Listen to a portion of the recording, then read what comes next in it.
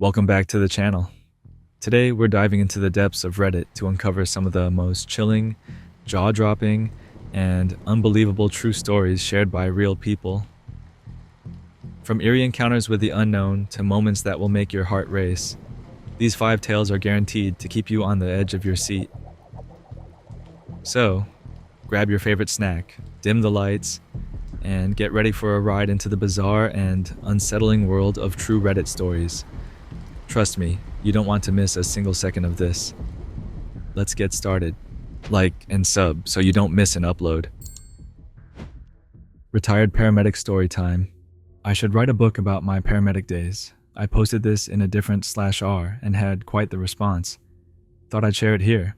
Retired paramedic here. Had a call on a very desolate stretch of road for a car sitting in the middle of the road, covered in blood. Of course, it has to happen at 2 a.m., just like every horror story. We arrive on scene and find a new Camaro sitting in the middle of the road that had obviously been in an accident. Problem is, there's absolutely nothing else around the car. No persons, no other vehicles, nothing. Part of my job then was a tactical paramedic for our sheriff's department. Sounds all exciting, and high speed, low drag, nope, not as a medic. I got paid to wait for stuff to happen and sit in the rear with the gear. This being said, my paramedic partner and I both had pistols in the ambulance. As we start approaching the Camaro, my partner is shining a light around when he says really low, hushed and rushed, back, back, back, back, now, now, now. He says, I shine my light in the car and there is intestines wrapped around the gear shifter and a lung in the back seat, so we kind of freak out, call dispatch, let them know what's happening, and we are in the process of getting out of there till the cops show up when we see a figure appear walking down the road towards us. As he gets closer, we see he is covered in blood and gore. We both throw on our tactical vests, helmets, snatch our pistols, as I sound like a frightened Home Alone 9-year-old on the radio to dispatch. We approach and start screaming at him to get on the ground, which he does. After everyone's heart rate is below 200 BPM, we start talking and figure out what happened. This guy had purchased a brand new Camaro and drove it to this desolate stretch of road to open it up. He said 1 minute he's shifting gears, and the next thing he knows his car is all over the road and his mouth was full of blood, and it seemed like an explosion had went off. I start looking his injuries over and can't really see anything major, and ask him about the passenger in his car. He says, what passenger? My partner says, there's a lung in your back seat. Dude goes straight into mental overload and can't come up with anything, so I'm thinking he's hurt. Get him in the ambulance. Police are 5 minutes away. We potentially have another victim out there. I have to go look by myself. I walk through the crash scene, look in the car, and sure enough, intestines wrapped around the gear shifter, lung in the back seat, looks like parts of a liver. Looks like a hand grenade went off inside the car. I walk around the other side of the car and see a faint blood smear stain on the road. Walk to it, see something else further down the road, so I keep walking towards it. I finally see something on the side of the road and run up to it. Honestly, completely freaked out and scared to death about the body I was about to see. And the dude had hit a deer. What happened is when he was winding the car out, state police estimated him well over 100 miles per hour. A deer jumped into his car's pathway and hit the top corner of the windshield with its stomach. When the windshield crashed, it created a negative vacuum in the car, sucking almost all of the deer's organs out and into his car and all over him. I had the fire department decontaminate him, wrapped him in some blankets, and took him to the hospital. And just when you think it couldn't get any stranger, our next story takes us even deeper into the unknown. Prepare yourself because this next tale will leave you questioning what's real and what lurks in the shadows. The monster that married my mom. This is a story that happened when I was very young. It started around the time I was 5 back in the 80s and was the beginning of the worst 5 years of my life. I was a teenage unplanned pregnancy, so my mom was a single mom for the first few years of my life. It wasn't too bad though. My mom and I were not alone. We lived with my mom's parents, my grandparents. My mom's younger sister was also still living at home. We were safe and happy, Then my mom met a guy, let's call him Joe for privacy purposes. Joe seemed like a dream come true. He was nice to me and my mom. He took us places and brought us gifts. It was awesome. And when he proposed, my mom and I were both happy. They got married and my mom thought we would now be a happy family. We didn't know how wrong we were. It started off great at first. We had left my grandparents and moved into a home together. We had some really good times, but things took a turn for the worse. After the first few months, Joe had a really bad temper and it would come out when my mom or I upset him. He would yell, throw things, and break stuff. Then he started hitting my mom and me. He would punch and kick us. He got worse and worse. He started beating me up to get back at my mom. It was a nightmare for 3 years. My mom was too scared to leave him or tell on him. I was too small when I told people thought I was lying because I wanted to go back to my grandparents' house. The weirdest thing was Joe was a lot like Dr. Jekyll and Mr. Hyde. We had some really good times, vacations, holidays, and more. When he was nice, it was amazing. When his other side came out, it was hell. We did finally have something good and bad happen. My mom was pregnant. She was happy to be a mom again, and I was excited to be a big brother. It was also bad though, because we were further tied to Joe, and who knew what he would do to the baby. When my baby brother was born, things were good for a while. We were pretty happy. I had withdrawn a lot, though I stayed in my room watching TV and reading. I figured out of sight, out of mind. I thought if I avoided Joe, he wouldn't bother me. I should have continued this plan, but I was blinded with the happiness and peace that came with my brother's birth. It all started back one day. Joe had a toothache and was in a foul mood. He had been yelling at my mom all day. My brother was teething and had been fussy, so Joe was extra grumpy yelling at her to get the baby quiet. My mom called me to dinner and I walked out of my room. I was walking slowly and quietly because I didn't want to make Joe any more upset. Well, I guess I went too slow and got in the way because he got mad, yelled, and threw the remote control and hit me in the side of the head and eye. It was terrible. I was bleeding and bruised. My mom had finally had enough and left him with me and my brother. We went to my grandparents' house. They took pictures of my eye and called the police, but they wouldn't do anything. Social services investigated, but they didn't do anything either. We were happy at my grandparents and safe, but Joe was very slick. He called my mom and said the right words, and after a while talked her into coming back with promises to be better.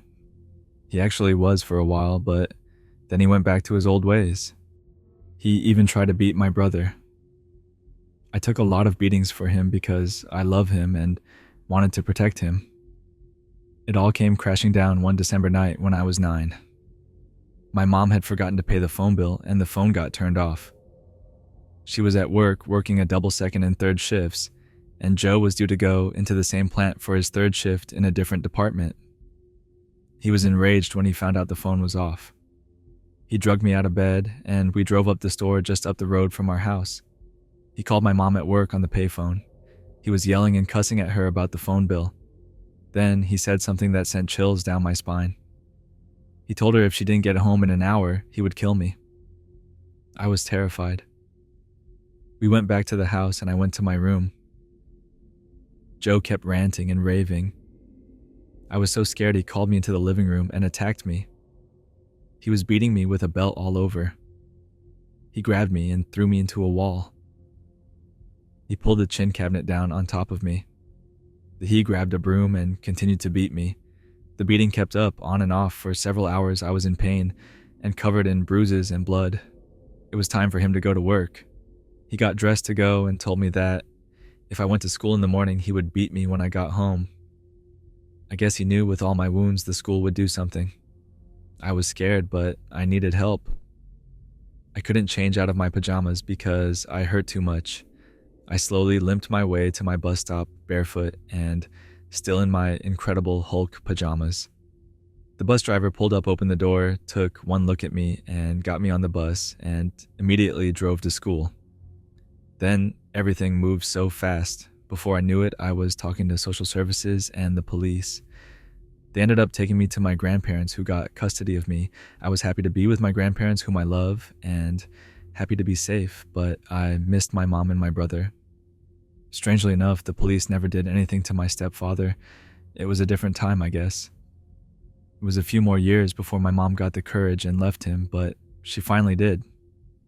She ended up meeting a high school sweetheart and getting remarried. She and my brother finally had a happy life like I did, and we were back in each other's life. I found out later that my stepfather had been orphaned at the young age of 5 when his parents and older sister died when his dad's small plane crashed. He was then raised by a very physically and mentally abusive aunt and uncle. Doesn't excuse what he did, but it explains it. I eventually ran into him on social media. I forgave him and let go of the anger and hurt I had been holding on to. He had gotten a lot of mental help and seemed to be doing good. I convinced my brother to talk to him because Joe was his biological dad, and Joe had found his mom's family and extended members of his dad's family whom he lost touch with when his parents died. I told my brother that it would be good for him to meet some of his family from his father's side, as he had never met them. I don't know my dad at all and would have loved to have that connection, as Joe continued to change and work hard to be better. I strangely enough became his biggest cheerleader. He would come to me for advice or to get me to mediate between he and my brother if they bumped heads, as their relationship tended to be rocky. My brother is like my mom. He holds on to grudges a long time. I don't know who I am, like being willing to forgive and forget. I know some of you will think I'm crazy for forgiving him and actually helping him, but it really brought me an inner peace. And also, I took pity on him for what he had been through as a child. That kind of trauma could turn anyone into a monster, which is why I went to lots of therapy to help me get over mine. Just when you think the chills have settled, the next story pulls you deeper into the abysses in the shadows. Get ready to dive into a tale where the line between reality and nightmare blurs.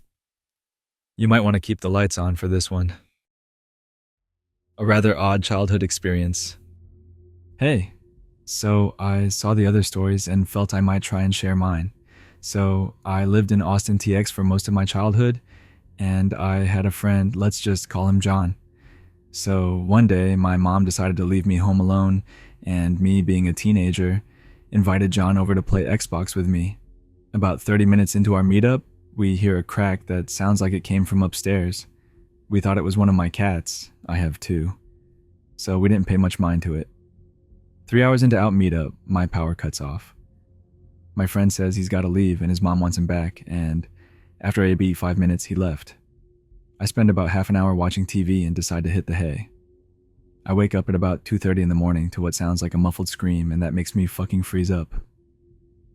I wait for any other sign of noise, and sure enough, I hear the back door open. My dumbass forgot to lock it, and this was fucking horrific. See, I'm a pretty big guy, but I was scared shitless. I grab a hammer from my nightstand that I was using a couple days before this to hammer nails into my wall so I could hang some art. But I hear what sounds like heavy-ass footsteps getting closer. I get into my closet and dial 911. I basically told them that there was somebody in my house and that I was in the closet, and to get there as quickly as they fucking could. About 5 minutes pass and I hear him coming up the stairs, and he stops right by my door. I left the fucking Xbox on in my room. I hear him step into the room, then I hear him freeze, and after about 5 seconds he runs. I hear sirens and I mumble, "Thank fucking God, man." I hear him close the door, and I look out the window to see a cop car parked, and I notice a cop running into my backyard. They saw him. I decide to go downstairs onto my porch, and I see the man. He is pale as fuck, probably whiter than a cloud. He is skinny as hell too, and the weirdest fucking thing though, this guy didn't have any lips. I was shocked, but if you thought that was weird, well, they got him into cuffs and into the cop car, Then he vomits fucking blood onto the goddamn window. They drove off about a minute later. I later find out he died of drug overdose that night. Turns out he was high on meth. Well, that's my creepy little rant of an experience I had as a teen. I have a couple more, but if y'all want, I'll share them. Just when you think it's safe to breathe, the shadows reveal another story. This next tale will remind you why the unknown is often best left alone. Ready for the next chapter? Truck stops are either haunted or portals to hell. I worked in the truck stop industry for about 15 years. All of the following stories took place at the same location. I worked there less than 18 months. If people are interested, I have other stories at other locations, but this one had the most frequent occurrence of weird stuff that happened. I was given the opportunity to help open this brand new location, and since it came with a fat raise and a promotion, I definitely accepted. It now has been about 5 years since the location opened. I don't believe there is a single employee left that was there when we opened of the over 60 employees we hired prior to opening day. On opening day, not long after the ribbon cutting ceremony, a woman delivering flowers dropped the flowers on her sandaled foot and sliced her foot open, bleeding all over the entrance. Within a week of being open, we had water and sewage coming up through all the drains, including sewage ones outside all over the property. It had not been raining. It wasn't like a flood situation weather-wise. We have no idea what caused it to suddenly happen. And just as quickly as it happened, it went away. Plumbers were baffled. A couple of months after we opened, we faced a severe storm that destroyed the high-rise interstate sign and caused a 7-hour power outage. I had sent several people home, but I'd kept a couple of employees in case the power came back. As we sat in the restaurant dining room, chatting under electric lantern light, an employee who was a local resident and had lived in the town all of her life mentioned that people were a little worried when this place was announced to be built because this property had been rumored to have been a Native American burial ground for years. I have zero way to prove or disprove if that is accurate, but given the events getting more serious, as time went on, it makes you wonder. When the power did come back despite several steps, I took unplugging all the equipment to make sure the surge wouldn't fry stuff. We lost several pieces of expensive equipment. Some of this equipment was critical and caused major operational problems for weeks until it could be replaced. The first winter after we opened was the coldest in years. So cold that we had to buy space heaters for the servers in the electrical room so the servers wouldn't freeze. We had issues with frozen pipes, especially in the truck care center and the restaurant. 6 months after opening was the first death. A truck driver came in to take a shower in one of the shower rooms, and we had sensors on the doors that let us know how long someone had been in there. If the timer had been going for a couple of hours, we would knock on the door to see if maybe they had actually left so we could clean it for the next driver. The employee knocked on the door of a shower that had been in use for a couple hours, and there wasn't an answer. She used the key to open the door, and the driver was on the floor. He had died of a stroke. He had been driving a semi-truck 30 minutes before he entered that room. The employee who had opened the door was significantly traumatized. The company did a great job of offering support for her, but she didn't last much longer after that. A few weeks later was one of the weirdest things I've ever seen. I was working on the restaurant side of the truck stop as the restaurant manager had quit after a series of bad things that happened to her, and they asked me to move me into the role temporarily. The assistant manager on the store side came over because the freakiest thing had just happened. She pulls me into the store side office and pulls up the cameras to show me what happened. A small 4-door sedan pulls into the lot, but doesn't pull into the gas station side. Pulls into the truck stop side where the semi-trucks pull in. He parks next to the maintenance shed, which is located adjacent to the main building and very close to a large trash compactor. He gets out of the vehicle, opens one of the doors, and pulls out a trash bag. He throws the trash bag on top of the compactor. He then gets in his car and leaves the property. I don't remember exactly how long, as she had fast-forwarded the footage, but I think it was an hour or two later he returned. He pulls back next to the compactor, climbs on top of the compactor, and chucks the bag onto the roof of the maintenance shed. He then climbs down off of the compactor, gets in his car, and leaves, never to return. This is when he was noticed by an employee who had been outside gathering trash to take to the compactor. The maintenance shed is more of a small building garage. It's about 20 x 20. If the employee had not seen him throw it up there, it probably wouldn't have been noticed maybe ever, as the building was as high as a one-story building. Once the employee saw the individual leave, he goes into the shed, gets a ladder, and goes to get the bag on top of the roof of the shed. He brought the bag inside the store to show the assistant manager. Inside the bag is a ton of paper. These documents list hundreds, thousands of addresses across the United States. Under each address is a specific hidden location on each property where a body could be found. No information on who the individuals were, just sex and location of the individuals on these properties. The locations span from coast to coast, but I didn't get a chance to look too deeply into them.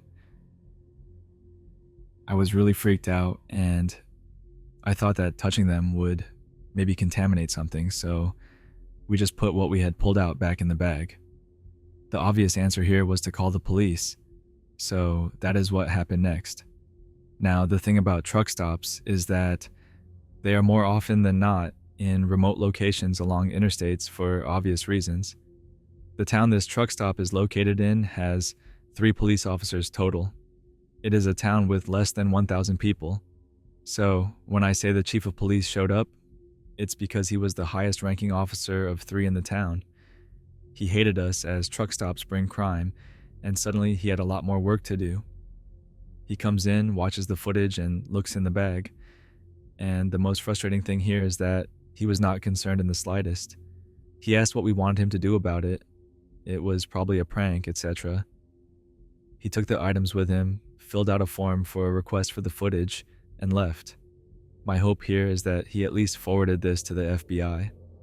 A couple of weeks after this, there was a body found of a bound, nude, and recently deceased man across the street at a dump. Because it was a dump, they had no idea where the individual had originated from. Sometime in following weeks was the second death on the property. It was a driver that had died in his truck. Somewhere in the middle of this, we had another severe storm, and the interstate high-rise was destroyed again. We had another weird incident involving abandoned things, but this one had a resolution. A driver came in to show us that someone had left. Ratchet straps and small children clothing folded up neatly next to a diesel pump. The combination of the items was alarming for me, so I got on the camera system and called the police. I was able to find the truck that left the items, and luckily I got the one amazing police officer in the town. This time she actually did her job and followed up with me to let me know that she had found the driver and called him. He had his kid in the truck for a while for summer break, but it had ended, so had brought her home with her mom and wasn't going to see his kid for a while, so when cleaning out his truck, he had this clothing and some straps he didn't need and thought someone else could use the items. He didn't think about the combination of the two, raising eyebrows, and he honestly was really grateful that somebody would be worried and follow up in case. A couple months after the first year mark, the state DOT had to shut down the off-on ramp to the interstate exit started to collapse, and they were worried that the overpass would collapse as well. We had nearly zero business for weeks as construction crews rebuilt the ramps and repaired the overpass. It was during this time that I earned a promotion to a general manager role and was moved to a different location. I kept in touch for a while, especially with my former boss and the assistant manager. The incidences continued. A couple months after I left, there were 2 major incidents, but I cannot remember which came first. One was involving an individual that entered the building with a machete. He was aggressive. The employees were terrified. I wish I hadn't deleted it, but there's footage of state troopers coming in with AKs and drop-kicking the guy. Unsure where this person came from as he walked, and this location was 10 to 15 miles from the nearest town. The second was a customer attacked a teenage cashier because he didn't get the customer's lotto ticket correct and got into a brawl with the maintenance guy who came to the kid's defense. Slowly, over time, I lost touch with them, and they both left the location, so I stopped getting the stories. I don't know if they're continuing. Haunted? Portal to hell? I don't know, but what I do know is now I avoid truck stops like the plague. As the darkness deepens, so do the mysteries, and each beat brings us closer to the unknown. Brace yourself, the next story takes us even deeper into the abyss. Knives. This is written in the style of fiction, but it's 100% true. It happened in 1987 to 1988. The house I was renting was a murder house. Nothing to do with this story, but yes. I rented a murder house for a while. The people in the story are myself, Laika, and my best friend, Joe. Anyway, on with the story. I'd been living in the murder house around 4 months with no issues, apart from me and Joe constantly pranking each other. Me and Joe were still working as station supervisors on the London Underground. Anyways, we were great friends. We both 100% mutually friend-zoned each other from the start, and we both shared a love of pranks. Sure, they got a little out of hand sometimes, but it kept us both on our toes. At 26, Joe was almost 7 years older than me, and the only issue I had was that he would take my stuff sometimes. For instance, if I bought a pizza and put it in the fridge for when I got home from work, I'd come home, open the fridge, and see a note saying, "Laika, I took the pizza. Here's 20 pounds, buy another one." And there would be a £1.20 paperclipped to the note he'd written in the fridge. He did it with everything, mostly when he'd had a few beers. He once drank a quarter bottle of brandy I'd been saving, and I was so mad I'd punched him right in the arm as hard as I could. Joe had just laughed, and he had the kind of laugh that made me laugh too. Both of us never really took anything seriously for more than a minute. Anyway, the next time I bought brandy, I put the bottle in the drawer under my bed so he couldn't get it. I'd gone to bed and was sleeping when suddenly I was woken up by my bed moving. Joe was in my room, a little drunk, and he was carefully, well, as carefully as a big, clumsy drunk could be, opening the drawer to get at my brandy. He saw me open my eyes and started laughing. "I'm just here for the brandy." Somehow I managed to restrain myself from breaking the bottle over his big drunk head. I handed him the bottle with a tired, narky, "just F King, take it and FK off," and he took it from me and stumbled out of my room. The next night, I shut and locked my bedroom door while I slept. I told him never to come in my room and wake me again like that. A couple of nights later, I was woken up by the sound of someone jiggling my door handle. Screw Joe, I thought. The door was locked, so he couldn't get in. I ignored him for a while, hoping he would give up, but the door handle kept squeaking and moving. I very quietly crept out of my bed and put my hand on the lock. I was planning on carefully unsnicking it, then wrenching the door open and throwing myself at an unsuspecting Joe screaming like a banshee. It would be so funny. I silently stifled a giggle. I remained deathly silent. It wouldn't work if he heard me unlock and open the door. I had one hand on the little lock ready to twist it, and the other hand on the handle. I counted in my head 3, 2, 1. And right then I had a little thought that I was tired and didn't want to prank Joe after all. I'd go back to bed and pretend to be asleep, and eventually he would stop fiddling with my door handle, so that's what I did. I got back in my warm bed and went off to sleep. I was woken by Joe some hours later. "Laika," he shouted, knocking on my door.